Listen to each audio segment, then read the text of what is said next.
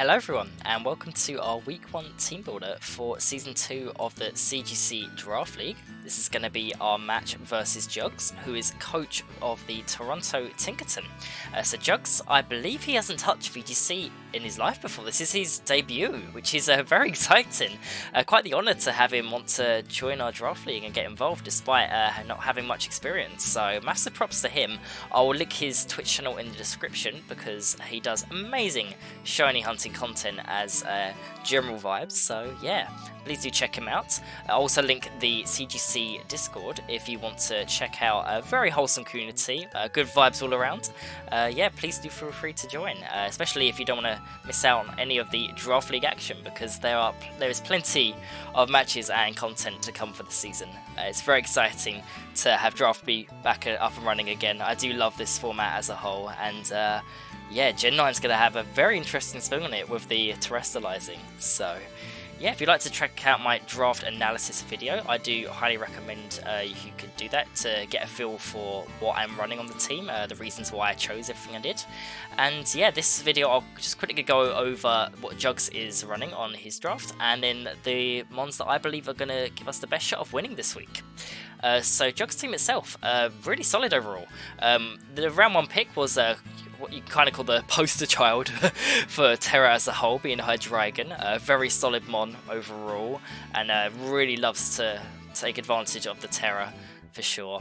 You got a Moongus round 2, I believe it was. Actually no, I believe Tinkaton was round 2. We'll just go in the order of the mons here. I've ordered them via tier. So yeah, Moongus is a very solid all-around support mon in general.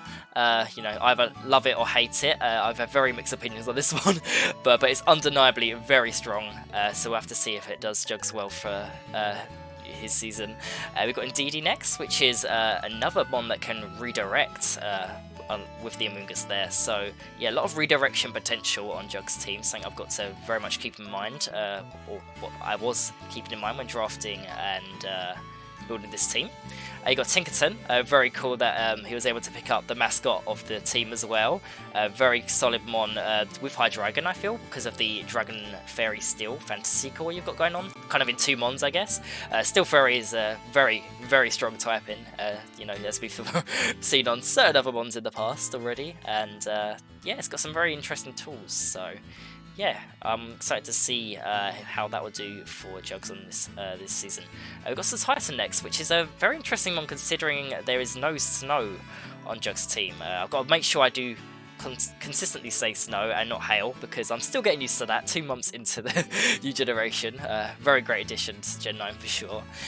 But yeah, because it hasn't got I don't believe there's any real way to set the snow on Juggz team, so it can't really take advantage of the slush rush unless you're going up against the opposing snow.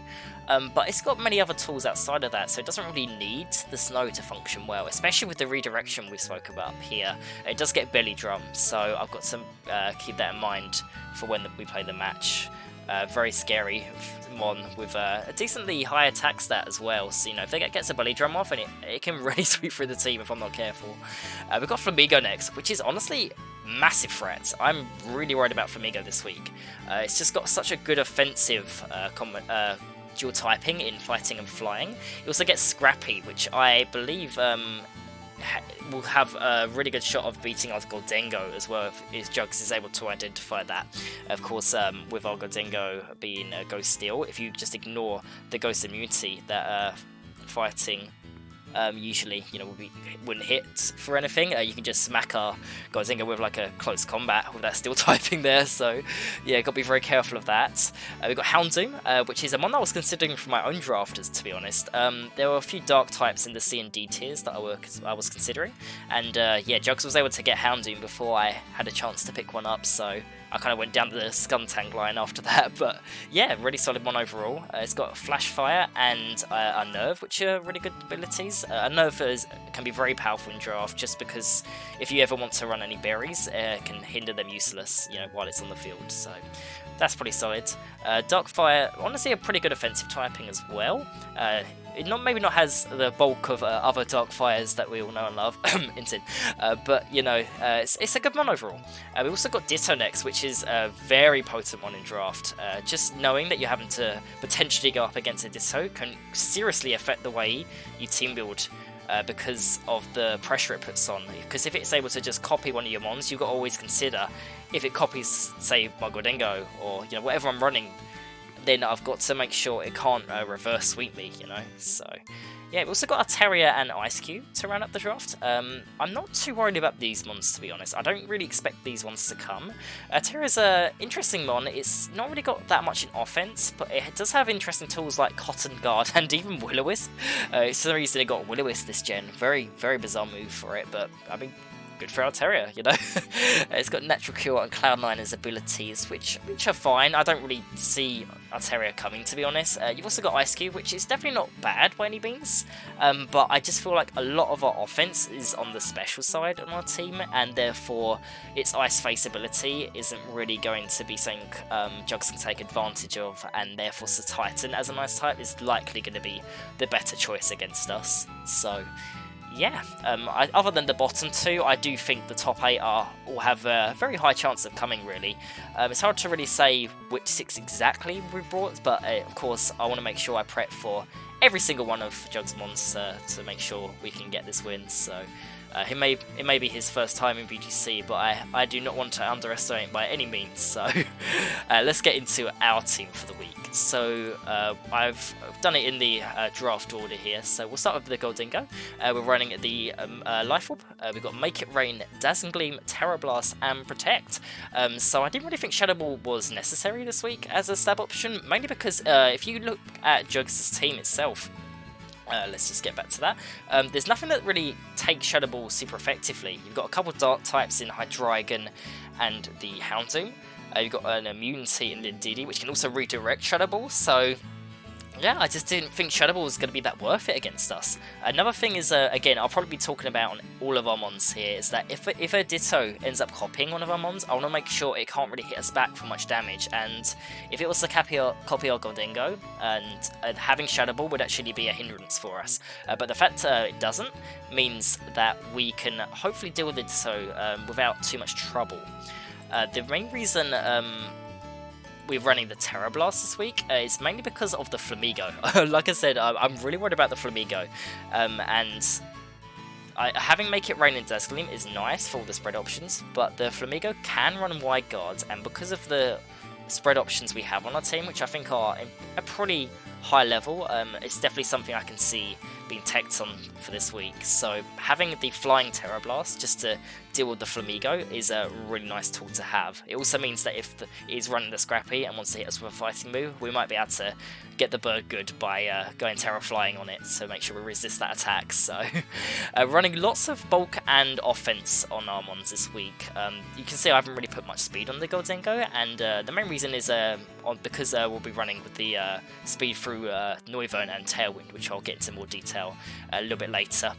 I think, oh yeah, I was going to touch on the way Ditto works with Terra as well, because it has a very interesting dynamic this generation, because Ditto's Terra type will not be the same as the one you're running. So, for example, if it was to copy our Gordingo here, the Terra Blast, say Ditto is like Terra Normal or something, then that means it's going to have like a Terra Blast that doesn't do any damage to us. So yeah, really nice to have. So Ditto itself has to like tech its own Terra typing to take advantage of Terra Blast if, you know, it copies a mon that has it. So, you know, the only thing that would really be bad for us is, say the Ditto is Terra Fire or something, and then it copies Gordingo, and then, you know, it can hit us with the Fire Terra Blast or something. But yeah, outside of that, Terra Blast is kind of like a dead coverage slot for opposing Ditto, which is kind of cool. It's kind of a glow up for Ditto this generation. I'm interested to see if that ever has an impact on the metagame as a whole, just because I think it's a very, very interesting move for sure. I can see it possibly getting used when we hit restricted formats, but that's way down the line. I don't want to think about that right now. So yeah.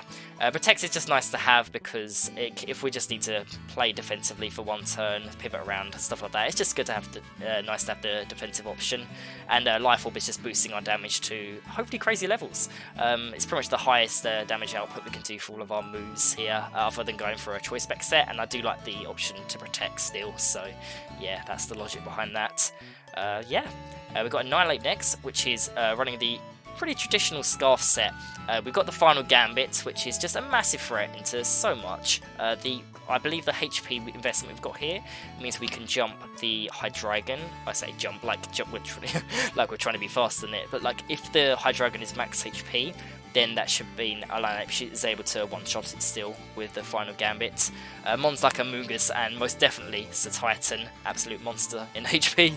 There wasn't really any point in trying to invest, for that, because it's always going to survive anyway. And Amoonguss is highly likely to if it's going to be max HP or something anyway, so... the rest of the moves are pretty standard for the Scarf set. We've got Close Combat, Shadow Claw, and U-Turn.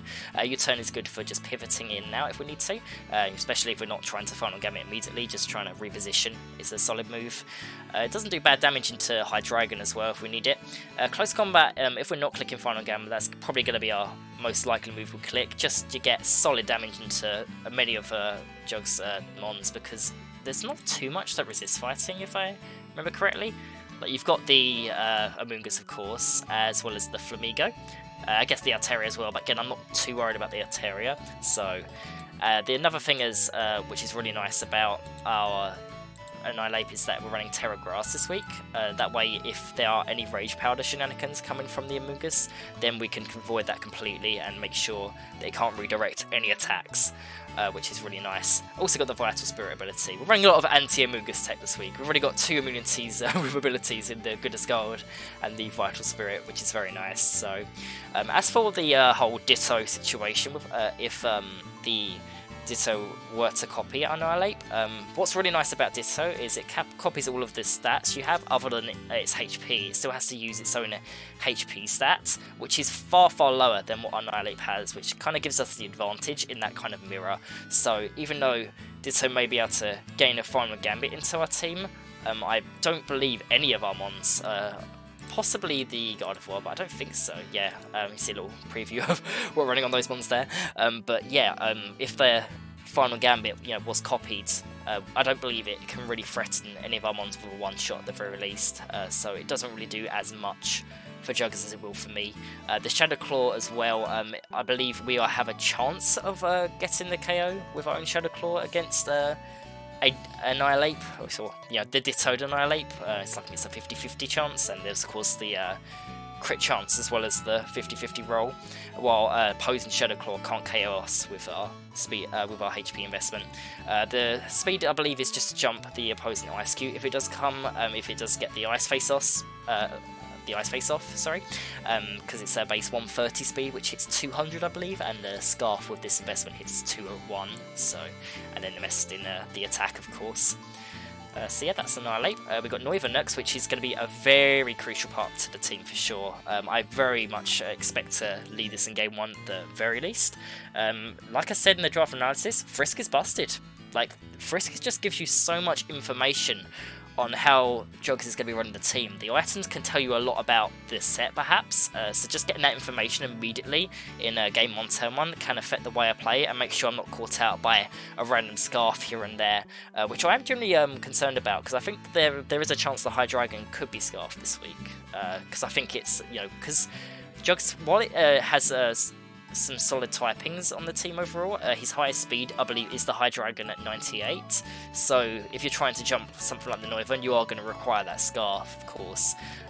It definitely is to our benefit, though, the speed tier is not being too high on Juggz' team, because it allows our Noiva to run a modest nature and not have to maximise the speed. We're running just enough speed to jump Hydreigon, assuming it's not Scarfed, but the HP investment we've got, or the bulk overall, allows us to take, I believe it's a modest Draco Meteor if we go Terra Fire, so yeah, that's a nice count to have. The Fire Terra type is really nice on Noiva this week because of things like the Gigaton Hammer from Tinkaton. If we're taking any ice attacks from the Titan, which is a very obvious attack, of course, being the Dragon flying initially. So yeah, that's good for us. It also boosts the damage of the Heat Wave that we're running as well, so just a very solid and logical Terra type overall. We're also running Taunt and Tailwind. Tailwind is just so important this week. Again, it's not only the Frisk that makes Noivern so good, but it's also the Tailwind because, like I've said with the Gholdengo, we're kind of running a very bulky approach this week. Tailwind is going to be what allows us to outspeed Juggz' team pretty much, so this is going to be how we keep the speed control on our side. So I've got to really try and make sure that Juggz isn't able to get his own speed control if he's running something like Tailwind on the Flamigo or the Hydreigon and such.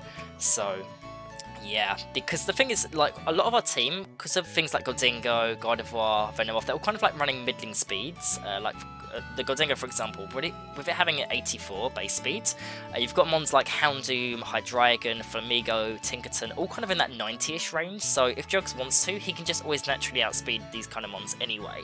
So the only way I'm going to be able to jump them, other than scarfing myself, is to get my Tailwind up. So it just made sense to invest more in the bulk and the offense so that I can hopefully just get my Tailwind up and then just take out Juggz' mons before he can have an opportunity to get his own speed control or take out mine. That's the general logic behind that. Totally is pretty good this week just because of things like Amoonguss and the Indeedee, just stopping any spores, any Rage Powder or Follow Me, just stuff like that is a nice tool to have. So yeah, maybe I can also get speed control and then stop an opposing Tailwind with my own Taunt, stuff like that. Taunt is just a very solid move overall, and I didn't really see us needing anything else. So, I've touched on the speed jumping Hydreigon, and then again, just other than that Dracometer calc I was talking about, I want to hit as hard as possible, really. I decided to go for Heat Wave when I was also considering Flamethrower, mainly because I'm worried about the Titan that might be setting up with Belly Drum. So, can't really do much if it does Terrestrialize into something that resists fire, of course, which is definitely likely. Could be, I know, Terra Fire, Terra Water. Terra Water could be pretty good against our team, to be honest. But yeah, I just feel like it's important to have more spread moves as possible because of the redirection threat on the team. So yeah, that is Noivern. We got Gardevoir next, which was, I think it was the last one I decided on the team. The main reason I decided it was still solid for this team is just because overall Psychic Fairy just does a number on so many of Juggz mons, whether it be Hydreigon and Flamigo with the Moonblast, and the Psychic typing being good against, again, Flamigo and Amoonguss. It also has, with the Indeedee, if it does come and set Psychic Surge, which is highly likely if it is being brought, we can take advantage of the Psychic terrain by boosting our own attacks with the Psychic there, so that's always nice. I decided to just run the dual stabs this week. I was considering coverage on Gardevoir, but the main reason I wanted to avoid that is once again the Ditto situation. If I give Ditto too many coverage options, that might just make it harder to deal with if it copies the Gardevoir. Say for example I gave it Mystical Fire or something. If it's able to start spreading Mystical Fires against Gholdengo, Noivern, Venomoth, Gardevoir, just pretty much most of my team, it's just going to be very annoying, I feel, and just harder to take out overall. And so I'm trying to limit Ditto's options if that's what happens. I decided Will-O-Wisp was worth it as one of the moves, just because if we're in a situation where I'm up against Titan and I can't take it out right away, just the threat of being able to burn it could be how we handle that nicely. So, because the threat of Belly Drum and Redirection is definitely something worth worrying about this week. Protect is also nice, just as a nice way to play defensive if need be. It also means we can get around a Gigaton Hammer. If I'm expecting Gigaton Hammer to come into Gardevoir, I can protect on that turn, and then they can't use it the next turn, so I can at least feel safe from that. As a backup option, we also have Terra Fire for that as well. Again, just trying to resist the Steel and the Ice that I'm worried about on the team. I think it's just a good defensive Terra overall. It's also good against opposing Ditto once again. So say we're up against a Ditto that has just became Gardevoir, then we can Terra Fire on the most likely Moonblast that's coming our way. If it's like a 1v1 kind of situation, which means we can definitely take that Moonblast quite nicely while we can dish out hopefully neutral damage against Juggz Ditto. So yeah, once again, max HP, a lot of special attack, just running the kind of tanky approach, because we're already running on that Tailwind. Speed is the name of the game with the Noivern, but outside of that, it's just take hits and hit hard.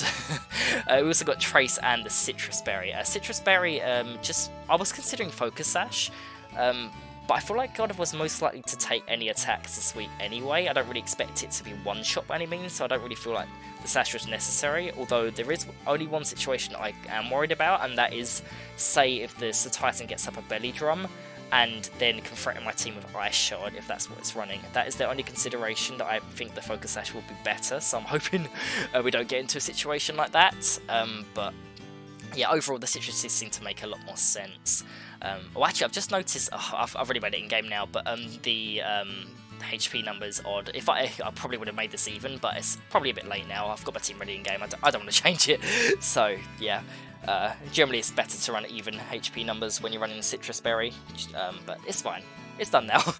We also got the Trace ability, and while there wasn't, there's not anything in particular I feel like I'm looking to get with the Trace this week. It's just a nice all-around ability to have. It's a really fun ability to use overall, and I believe there's nothing that gives us a disadvantage if we trace anything. Always got to be cautious of trace and make sure that you're not going to be tracing abilities that might actually put you in a bad situation, but I don't think there is really anything like that this week. So, and telepathy doesn't really do anything for us with the sets we're running on each of our mons, so yeah, and then Synchronize again. I feel like I'm just leaving Synchronize out there, but yeah, it's not really that useful to us. Maybe if we're trying to deal with a Thunder Wave from the Tinkaton, but overall I just feel like Trace is going to be far better and could create some very fun, interesting situations. So yeah, that is of God of War. We've got Venomoth next, which is going to be Terra Water. Again, just similar to the fire and water typings, it's just nice to resist the steels and the ice, and even the, say, a water move or so that are coming this way. And the fire. I do think, I haven't really touched on it much yet, but if there are any Terra types being ran on Juggz team, I think fire could be a problem for us. We have a few fire weaknesses, and something like a Terra Fire Hydreigon could make a lot of sense against us, so it's nice to have an option against that if we need to. The set itself, pretty offensive for Venomoth this week. We're running Bug Buzz, Psychic, Quiver Dance, and Substitute. So we're running the Safety Goggles. I'm so close to running Throat Spray because of the Bug Buzz, but I knew that Safety Goggles was just the smarter option, and you can thank Char on front office for convincing me on that as well. Mainly just because you get around Amoonguss. I don't want to deal with any Amoonguss shenanigans, so being able to ignore it in all of its shenaniganry, we'll say, is nice. We've got the Shield Dust to get around any fake outs from the Tinkaton, Snarls from any Hydreigon and Houndoom coming our way, that's always nice. And the Bug Buzz and Psychic should be able to deal with the majority of the team. Tinkaton kind of walls us, but outside of that, Bug Buzz is solid to a lot of the team. I kind of noticed that when looking at the team that Venomoth will be pretty good this week, just because of mons like Hydreigon and DD taking massive damage from the Bug Stab. It's always nice to see a Bug Stab looking like a good option, because you don't often get that in VGC. And then Psychic is great against Amoonguss and Flamigo, so we also again take advantage of potential Psychic terrain up with that option. Quiver Dance is just a great way to set up, and if we're in a good position where we can put on some offensive pressure and just get some bulk and offense and speed, then why not go for it, right? And Substitute, there's a couple of reasons I want to go for Substitute this week, and the number one reason is Ditto. Ditto, if it comes in and there's a Substitute up, then it's impossible fail. It can't copy you, which is particularly important on Venomoth this week because we're running a setup set, and that's always something you're watching out for with Ditto. You don't want to let a setup mon get copied by Ditto. So yeah, important to try and get a sub up if we trying to avoid that situation. And yeah, outside of that, I was considering Protect, but I just feel like Substitute again with the offensive pressure that I expect Venomoth may be able to put on. I just feel like it's going to be a more useful move overall. So maybe it's the wrong decision, but I think Substitute's a bit spicier than Protect overall. So let's hope that works out for us. Yeah, again, a lot of bulk, a lot of special attack. The speed jumps are not even barely just after a Quiver Dance. That way we can also outspeed Hydreigon, stuff like that. So yeah, that's that really. And then we've got Knuckle Stack just to finish off the team. I'm not sure if it's going to be the most integral part of the strategy, but it's just nice to have a defensive backbone if I want to use a kind of bulkier option on the team. So pretty standard set. We've got Salt Cure, Body Press, Recover, and Protect. And we're also running Purifying Salt. So yeah, I believe that puts us up to 4 of 6 immunities to Spore with the abilities on these two, and the Goggles here and Purifying Salt to finish off. Very nice. The bulk is kind of just, I decided to go for the nice bump here. on the defense. But yeah, kind of, I can't remember any specific calcs, but it just seemed to take hits nicely on both ends this way. So yeah, not really much to touch on with Knuckle Stack, but if I feel like I need to play maybe an end game where I'm kind of 1v1ing them on, I think Knuckle Stack can handle most things, especially the Water Terror typing. Say we're dealing with like say it was Sir Titan running like ice and water moves, then water type is the best for us there. It's good against the Gigaton Hammer, again any fire moves from Hydreigon and such. It's just a solid Terra type all around. Our draft doesn't actually have any water, fire or grass monster, very interestingly enough, but it's okay in a format like this because you can just Terra into those types. That's why I was kind of focused on more of the roles on our team when I was doing the draft, rather than getting maybe all the typings and such. So yeah. Hope you've enjoyed my analysis on the team that we've got for this week, and I hope to see you in the match versus Juggz. Yeah, take care.